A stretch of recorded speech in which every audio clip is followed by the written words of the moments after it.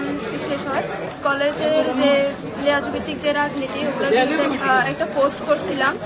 তো ওইগুলা নিয়ে ও আমার সাথে এর আগেও কলেজেও খারাপ ব্যবহার করছে।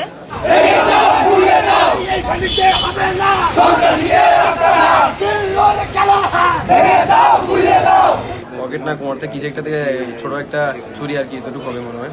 এটা নিয়ে প্রথম স্টেপ দিয়ে এখানে একটা স্টেপ দিয়ে ধরে আবার আরেকটা স্টেপ দিয়ে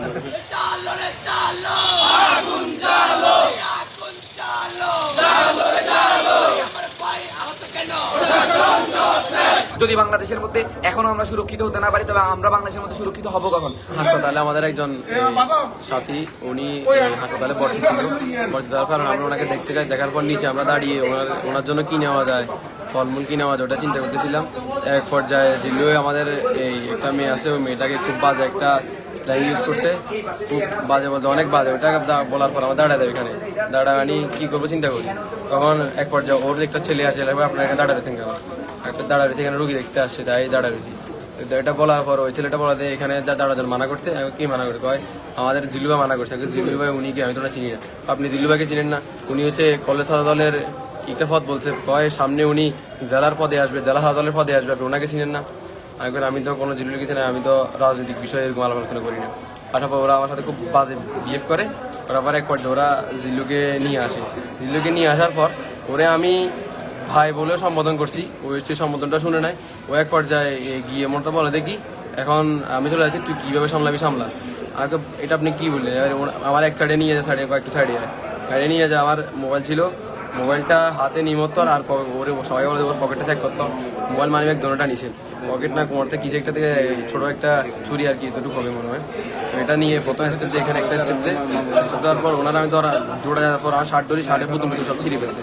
ধরে আবার আরেকটা স্টেপ দিয়ে এখান থেকে আরেকটা স্টেপ দিয়ে তো দেওয়ার পর আমি তখন দৌড়াই, আমার সব কিছু নিয়ে গেছে। আমি দৌড়াই এখানে হাসপাতালের বাইরে যে দোকানগুলো আছে এখানে সিসি ক্যামেরা আছে, এখানে সিসি ক্যামেরার এই ফুটেজ চেক করলে অবশ্যই দেখা যাবে।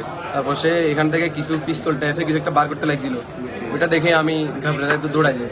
আমার বলছিল যে এখন আমি চলে যাচ্ছি, মেয়েটার সাথে কি হবে তুই নিজেও জানোস না, মেয়েটার সাথে কি হবে। ছাত্রদল কেন্দ্রিকের যে ছাত্রদলের পদ বিক্রি করে যে লোকটা এগুলো করতেছে, আমি ওর বিচার চাই। কিন্তু অনেক বাজে একটা কথা বলে আমাকে, তো ওইটা দেখে আমরা সবাই থমকে যাই। কিন্তু আবার পরেটি বলি যে আমরা নিজেদের বলতেছি আমরা এখানে কোনো সিনক্রিয়েট করবো না, কারণ ওখানে আশেপাশে একদম আমার সাথে ওর সাথে পার্সোনালি কোনো কিছু নাই। তবে হচ্ছে যে আমি যখন আন্দোলন শেষ হয় কলেজের যে লেয়াজভিত্তিক যে রাজনীতি ওগুলো একটা পোস্ট করছিলাম। তো ওইগুলা নিয়ে ও আমার সাথে এর আগেও কলেজেও খারাপ ব্যবহার করছে। বান্ডেল থাকলে প্রতি সেনমানিতে টাকা বাঁচবে। বিকাশ সেনমানি বান্ডেল কিনে জিতুন প্রতি লেনদেনে।